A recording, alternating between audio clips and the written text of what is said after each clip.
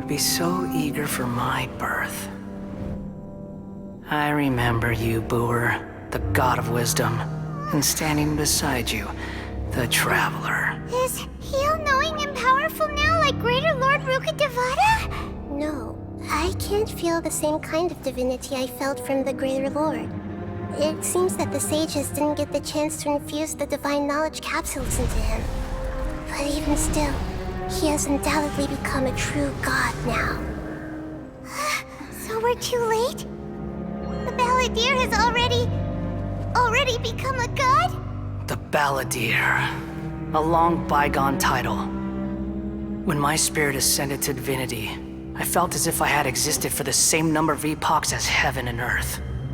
Looking back, the existence of what once called itself Kunikazushi appears infinitely small and ugly.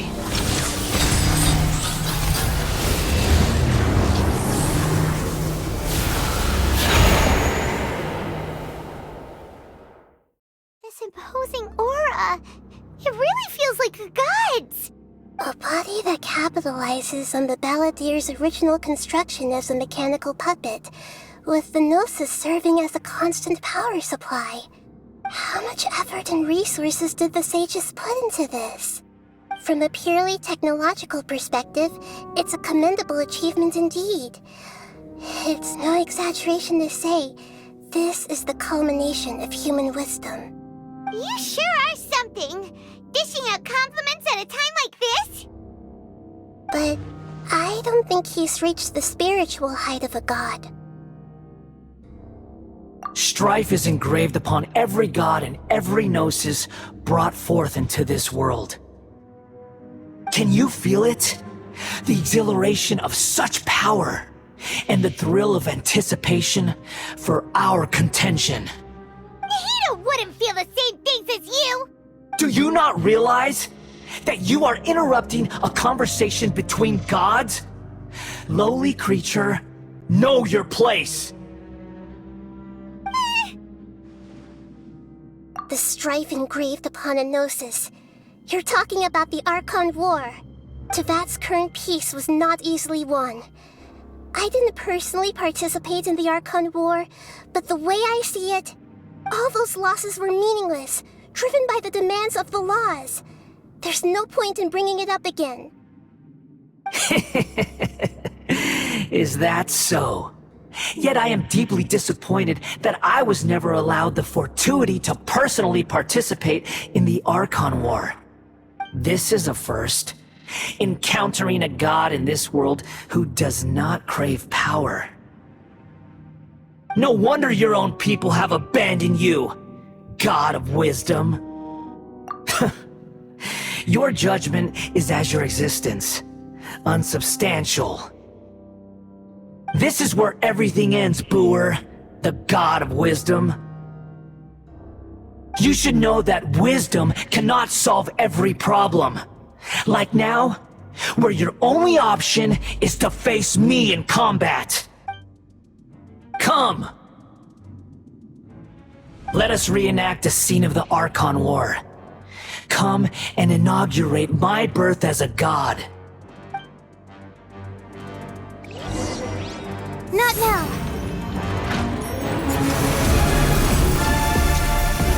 Perish! I hear everything. Enshroud! My guiding stars! Feeble human!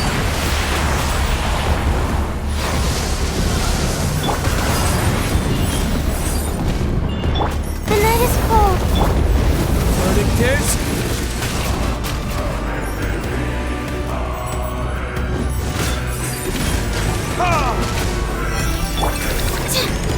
At my command, you shall fall!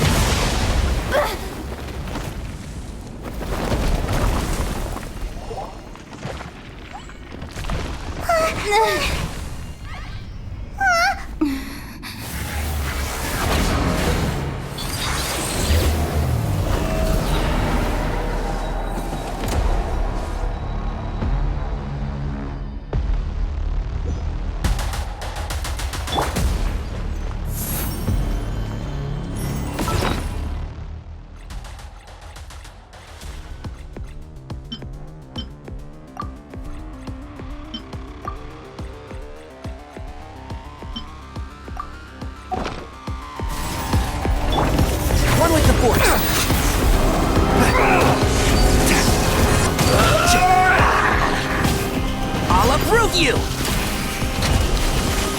The night is cold. Keep up! Kneel!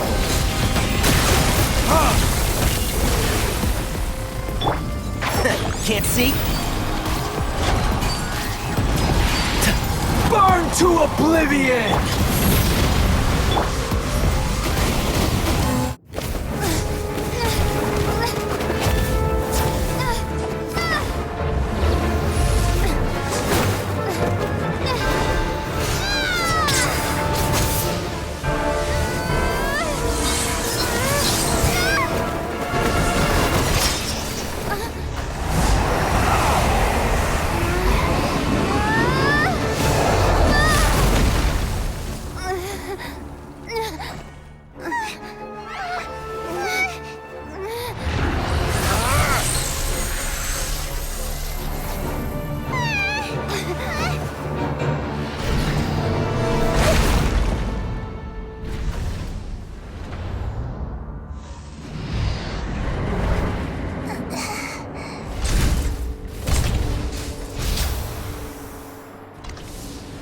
This is supposed to be a battle between gods, yet you choose to hide behind a mortal.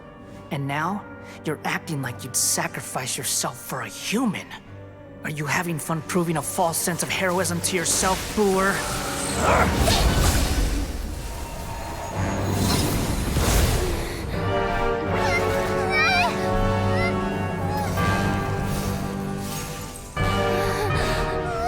The data collection is almost complete. Do you even know how many times you've tried to take my gnosis from me?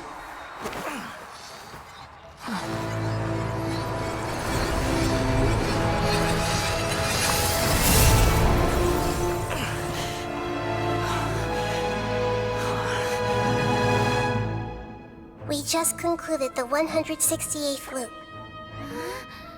Did you know that in the effort to create you, the people of Sumeru were forced to live through the exact same number of Sub-Zerus festivals and Samsara cycles? The power of dreams. When did you use it on me?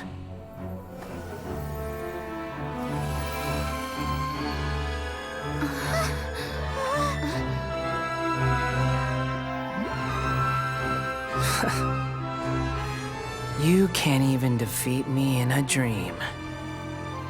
What do you hope to achieve with this little trick? Come, Traveler. Just like before. Allow me to awaken the memories in your dreams. All that battle experience! It's more than that. Compile everyone's wisdom in the name of the Archon. That is the original function of the Akasha. I've sent everything that happened just now to the people of Sumeru in the form of knowledge. I've asked them to help you find a way to defeat the false god.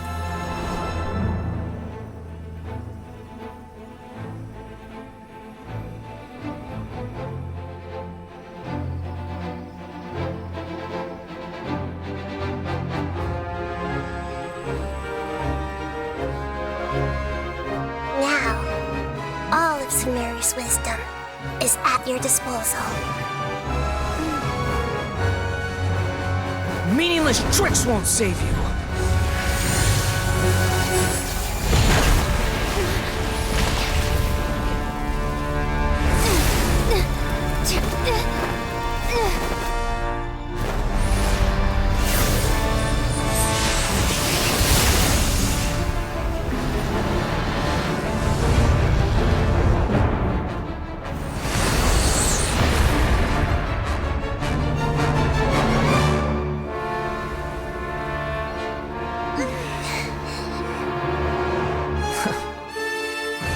Are you done with your tricks? Can I finally take this as a real battle between gods? I'll leave this to you, the first sage of Booer.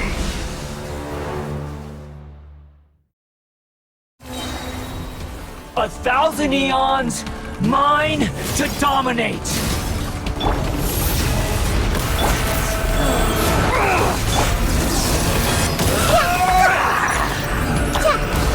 Sumeru! Yeah! Kneel! Not now. Let's nip that in the bud.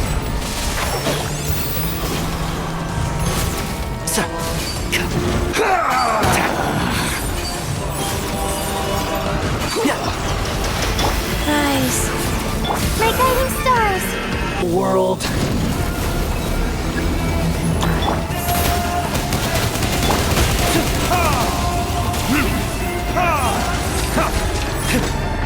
Burn!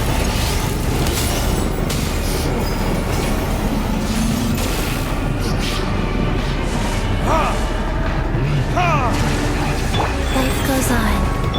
The night is cold.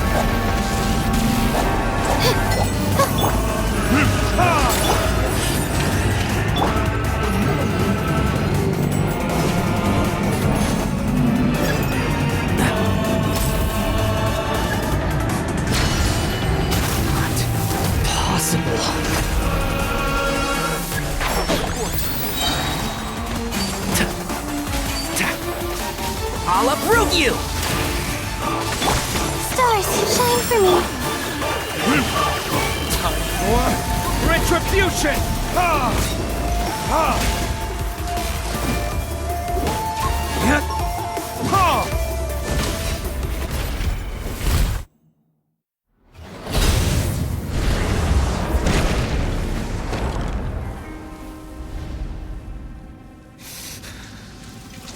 Humans. Filthy humans.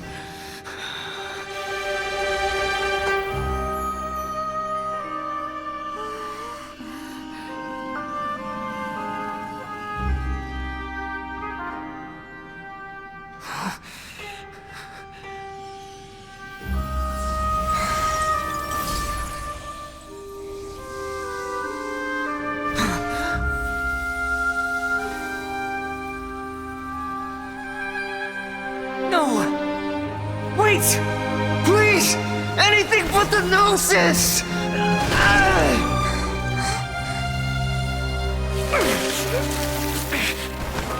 That's mine! Don't even try! I'll never go back!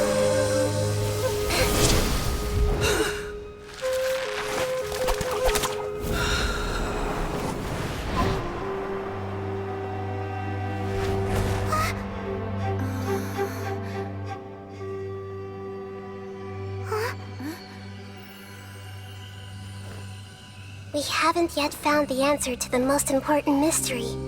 Irminsul is still waiting to be saved.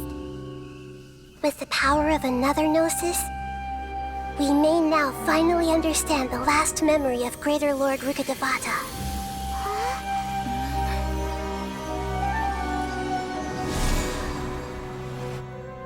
This is... That's right. This is the last memory of my predecessor.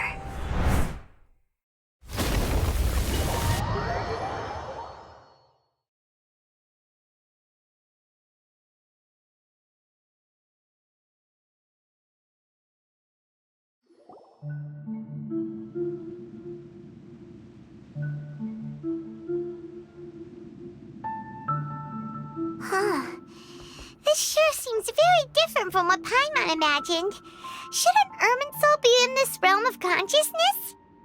Yes, that is our destination. But I didn't expect the remaining consciousness of Greater Lord Rukkhadevata to be as polluted as this. Forbidden knowledge? It seems you know about a concept that even I don't completely understand. Could you tell me what you know?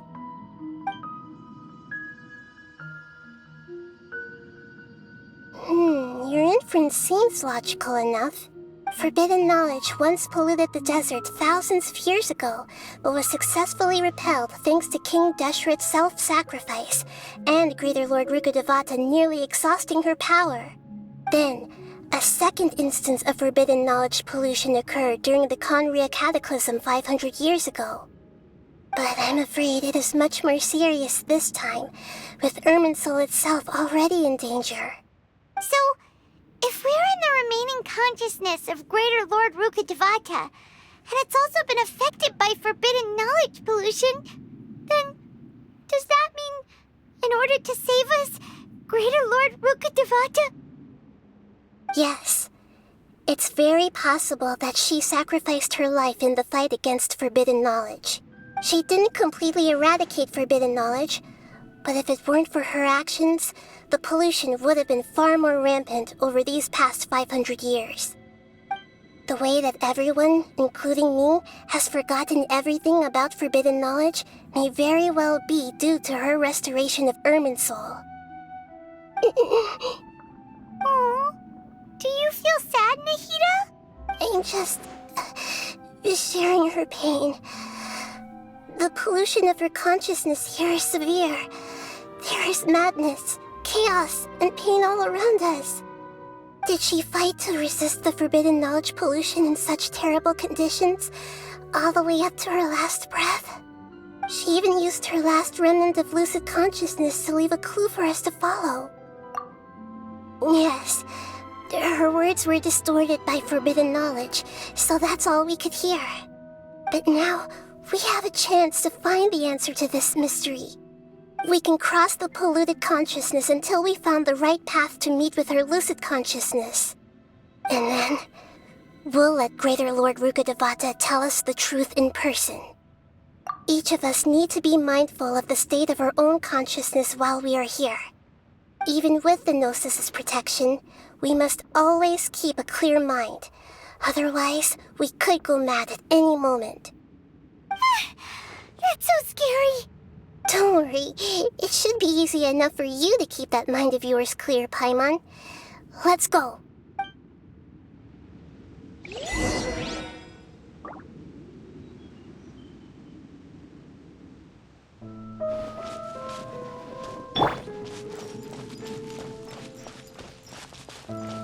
Are we in the air? And why is there a huge boat? That's the boat of consciousness, which symbolizes reason here.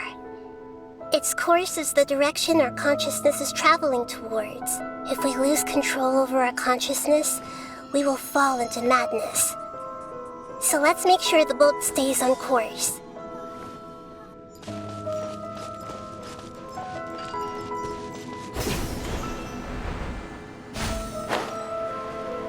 Wow, what are these? The monsters seem to have been affected by them.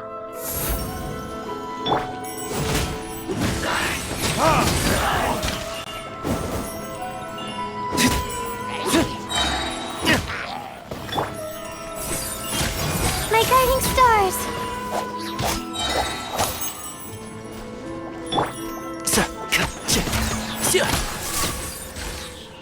And Shroud!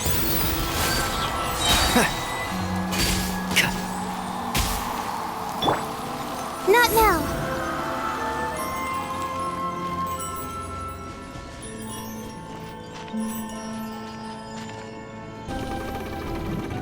We changed direction. Are we still going the right way, Nahida? Mm-hmm. Judging from the current route, the boat of consciousness will soon take us out of here.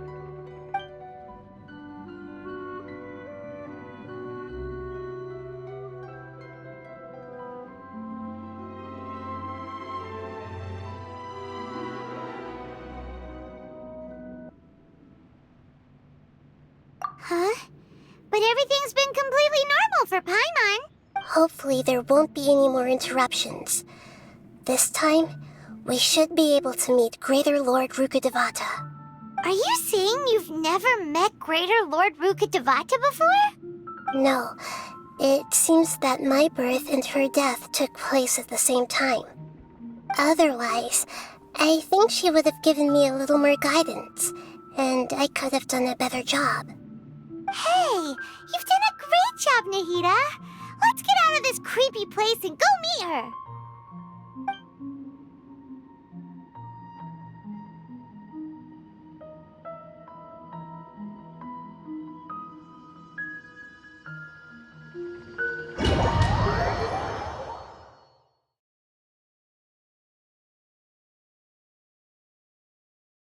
So, is this the place you were talking about? The base of Irminsul?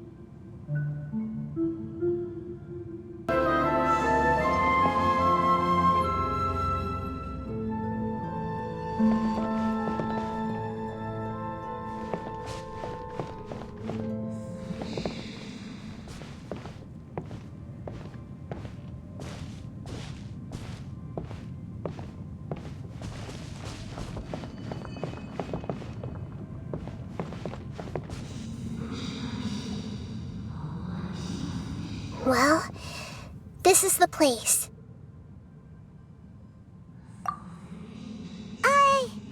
We're here to find Greater Lord Rukkhadevata, right? But the one standing over there is... Is that me? She looks exactly like me. Are you Greater Lord Rukkhadevata? Yes, that's me. Are you surprised by my appearance? Irminsul and the surrounding lands have been reproduced here as they were years ago. But this is just a realm of consciousness. We are manifestations of the same nature. Hence why we would appear exactly the same. We're of the same nature. Why? Because you are me, and I am you.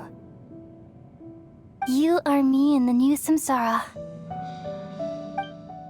The new samsara? As Greater Lord Rukkhadevata, I'm the avatar of Irminsul, and you are the purest branch snapped from Irminsul. Imagine it this way. Even if a tree dies, its branches will eventually take root and grow, continuing the tree's life in another form. I'm merely the remaining consciousness of Greater Lord Rukkhadevata. The real me has presumably died a long time ago.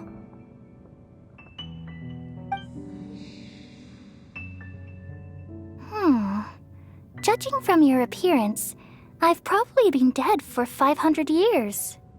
But you're finally here. My new self in the samsara.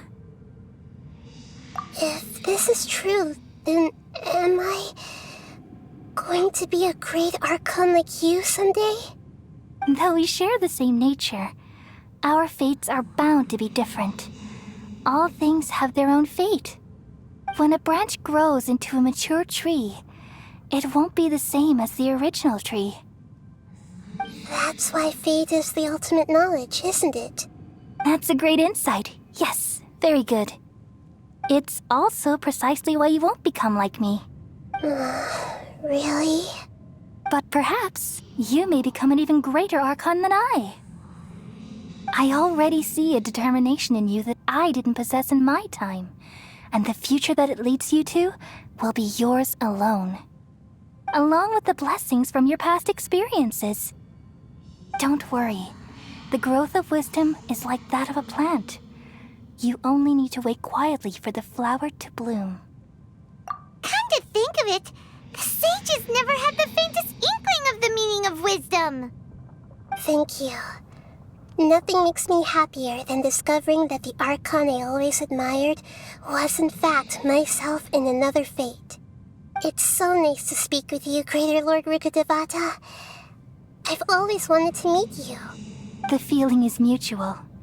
From the moment I snapped the branch off Irminsul and created you, I've also looked forward to talking with you. Could you tell me why you wanted to create me? And what exactly happened when you died? Ah, I see. You're here seeking answers, right? Everything that day, even the sky itself, changed into a color like this. At that time, the seven were all summoned to the nation of Conria. Except for me. I had a more important task to attend to. I had to protect Irminsul. The disaster occurred together with the pollution of forbidden knowledge. At that very moment, with my consciousness connected to Irminsul, I sensed something was wrong. The pain started to torment my mind. By the time I reached Irminsul, it was already displaying signs of corruption. Had I not repelled the pollution of forbidden knowledge with King Deshret thousands of years ago, I might have felt even more hopeless and lost. So what exactly is forbidden knowledge? It's a kind of knowledge that doesn't belong to this world, and a form of truth that can't be understood. It came from the very bottom of the abyss. Even I could never understand it. The world is constantly rejecting it, leading to all kinds of bad phenomena. If we allow forbidden knowledge to pollute Irminsul, I'm afraid the entirety of Tevat could fall apart. So, there's knowledge that even the God of Wisdom can't understand? At that time, I knew I couldn't repel the forbidden knowledge with my strength alone, which is why I created a device that compiled human wisdom and named it the Akasha. It's truly the world's most amazing invention. Thank you. For a long time, I thought dreams were the fruit of human wisdom. Though it was selfish to do so, I borrowed people's dreams using the Akasha. Then I compiled their wisdom and all of my own power. Well, did it work?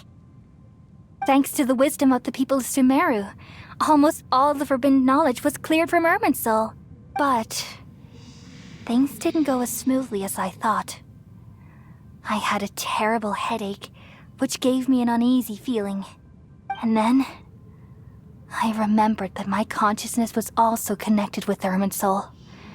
It brought me knowledge and wisdom, but vile corruption as well. From the very beginning, my existence had been polluted by the forbidden knowledge. Oh no. How could that happen? I've experienced that pain in your consciousness. It must have been a horrible experience. Yes, but my feelings weren't important. The important thing was that even if I died, my existence and everything related to me would continue to exist in Irminsul as memories and knowledge, meaning that the forbidden knowledge couldn't ever be permanently eradicated. And there's no way for me to eliminate myself. It would be a sort of paradox. So, I took the purest branch of Irminsul as my incarnation in the next samsara, and left a trail of clues, all in hopes that you would come here and remove me and my pollution from Irminsul forever. Wait, no, I can't. So you realize what that implies. You are very smart indeed. Irminsul has all the knowledge and memories of this world. And as you've realized just now, removing me from Irminsul means I essentially will never have existed in this world. But this is the only way to save Irminsul. People love you so much, and they've missed you so much over the past 500 years. I am exactly the same. So how can we just forget you like this? Is there really no other way? There must be something else I can do. You're the god of wisdom, Boer. You should know that there is no other way. But this is so cruel. I don't want to forget you. No need to feel so sad, Boer. As someone who delights in wisdom, you should feel joy at finally finding the answer. These are the words in their entirety. The answer you've been seeking all along. Let the world completely forget me.